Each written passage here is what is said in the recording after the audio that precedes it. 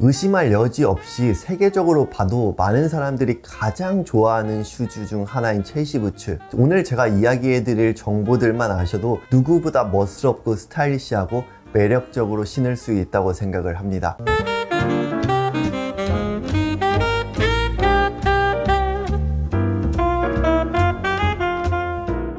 안녕하세요, 호호시입니다. 여러분들 비틀즈 잘 아시죠? 비틀즈 하면은 어떤 것들이 좀 떠오르시나요? 제가 생각하기에는 그 특유의 헤어스타일과 슬림한 패턴으로 이루어진 자켓, 흔히 모주룩이라고 불리는 이러한 디자인들이 좀 떠오르실 것 같은데요. 그 중에서 비틀즈 하면은 가장 떠올리는 아이템은 저는 첼시 부츠라고 생각을 합니다. 1960년대 모주룩에 의해서 이 첼시 부츠는 더욱더 유명해졌지만 사실은 훨씬 더 이전의 긴 역사를 지닌 아이템입니다. 이런 긴 역사와 함께 요즘에는 길을 걷더라도 남녀 성별에 상관없이 정말 다양한 스타일로 이 첼시 부츠를 활용하는 모습들을 흔히 볼 수 있는데요. 캐주얼함부터 드레시함까지, 럭셔리 하우스 브랜드부터 스파 브랜드까지 다양한 곳들에서 선보이고 있는 모든 사람들의 발을 우아하게 만들어줄 수 있는 첼시 부츠의 이야기를 오늘 한번 해보도록 하겠습니다.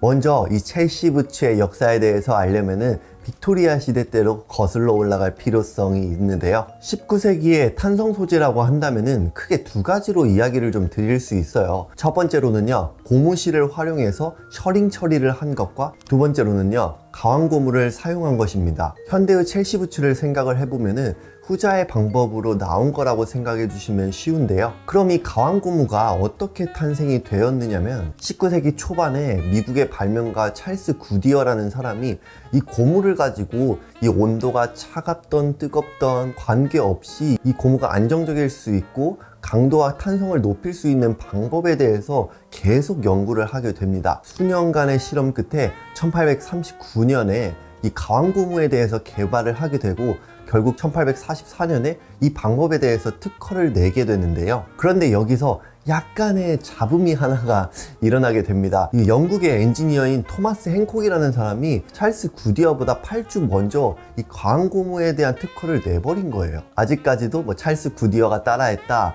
행콕이 뭐 따라했다, 뭐 이런 이슈들이 조금 있긴 한데, 여기서 가장 중요한 것은 뭐 어떤 분이 먼저 발견을 했든 현대의 첼시 부츠를 만들 수 있는 가장 중요한 요소가 만들어졌다는 거죠. 영국의 빅토리아 여왕 같은 경우에는 말을 타는 걸 정말 좋아했거든요.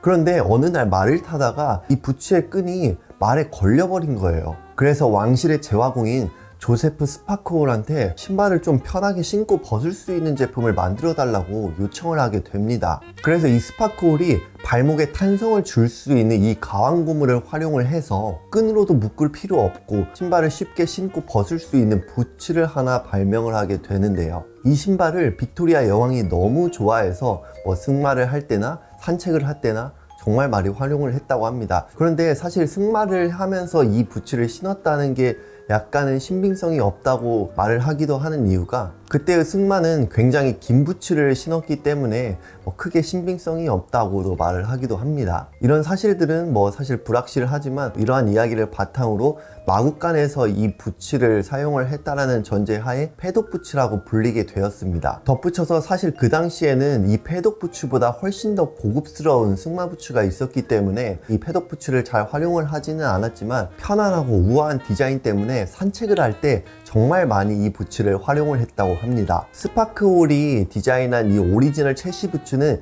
현재 여러분들의 신발장에 있는 첼시 부츠와는 거의 유사는 한데요. 약간 다른 점은 앞코 부분의 디자인과 굉장히 좀 뾰족한 느낌으로 이루어져 있는 부분, 이 정도이고, 첼시 부츠에서 가장 중요한 요소인 발목 옆부분에 탄성 소재가 있는 이 중요한 요소는 그때부터 지니고 있었습니다. 그래서 엘라스틱 앵클 부츠라고 부르기도 했고요. 이는 1차 세계대전이 발발하기 전까지는 굉장히 큰 인기를 끌었습니다. 1차 세계대전이 발생을 할 때 이 부츠가 너무 쉽게 신고 벗을 수 있기 때문에 노동이라든지 아니면 농촌에서도 굉장히 많이 활용을 했다고 하고요. 그리고 군대에서도 좀 쓰였다고 알려져 있는데요. 전쟁을 하다 보니까 너무 많은 사람들이 목숨을 잃고 경제활동도 힘들고 대재앙이 일어났잖아요. 그래서 그 당시에 영국인들도 막 최신의 어떤 신발이 있으면 이 신발을 사야 된다, 트렌드를 따라야 된다, 이런 개념이 많이 없어졌다고 해요. 시간이 흐르다가 2차 세계대전까지 끝나고 1950년대에서 60년대로 넘어갈 때 영국은 미국과 마찬가지로 소비 경제를 적극적으로 수용을 하고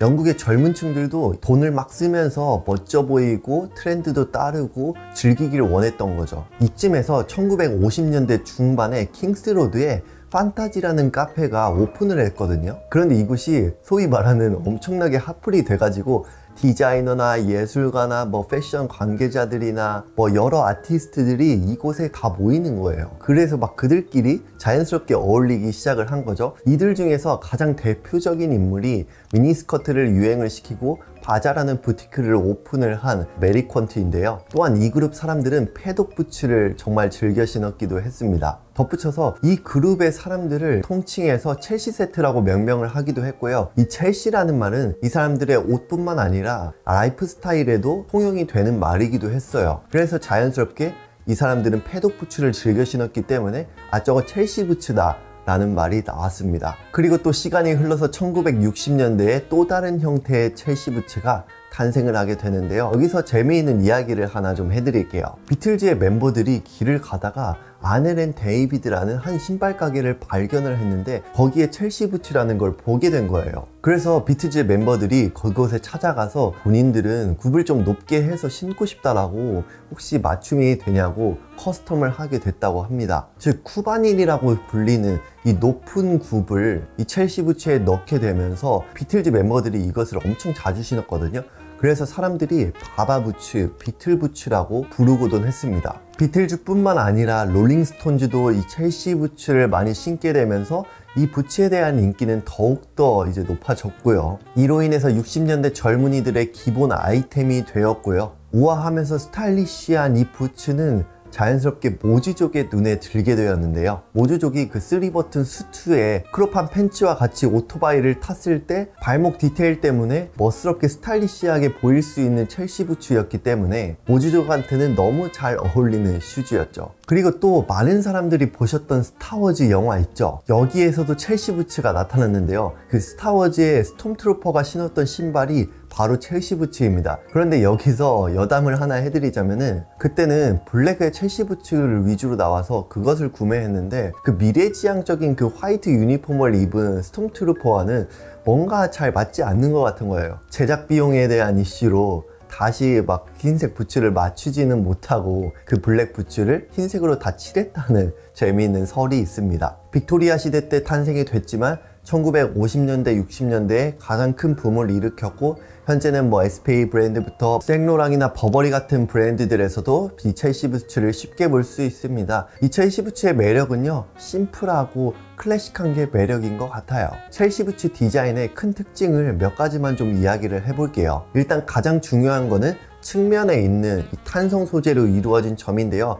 이 소재를 자세히 보면은 발목의 위치에 있지만 밑창까지는 내려와 있지 않은 그런 밸런스를 지녔습니다. 그리고 슈즈를 잡아당길 수 있는 힐탭이 있고 낮은 굽으로 이루어진 디자인이 일반적이라고 말씀드릴 수 있습니다. 첼시 부츠의 스타일링에 대해서 이야기를 좀 해보자면은 일단은 뭐 광택감이 없고 라스트가 좀 둥글고 그리고 뭐 스웨이드로 이루어져 있거나 이런 것들은 조금 더 캐주얼하게 신을 수 있을 것 같고요. 그리고 라스트가 뾰족하고 광택감이 있는 그런 소재로 이루어진 제품들 같은 경우에는 조금 더 드레시하고 포멀하게 사용할 수 있습니다. 첼시 부츠를 스타일링할 때의 핵심을 좀 이야기를 해보자면은 첼시 부츠 옆에 있는 그 고무 패널을 덮으면서 약간 긴 기장의 팬츠를 활용해서 뭐 멋스러운 룩을 연출을 할 수도 있지만 제가 개인적으로 생각하기에는 첼시 부츠의 핵심은 바로 측면에 있는 그 탄성 소재이기 때문에 살짝 크롭한 디자인의 팬츠나 아니면 롤업을 해서 이런 포인트를 보여주는 게 가장 멋스럽게 매치할 수 있는 방법이지 않을까라는 생각을 합니다. 덧붙여서 조금 더 청키하고 두꺼운 솔로 이루어진 제품은 캐주얼하게 신을 수 있고요. 저는 개인적으로 밑창이 얇고 레더 솔로 이루어진 제품이 첼시 부츠 특유의 우아하고 드레시한 느낌을 보여줄 수 있다고 생각을 하기 때문에 이런 디자인을 조금 더 선호하긴 합니다. 첼시 부츠 브랜드를 추천을 드리자면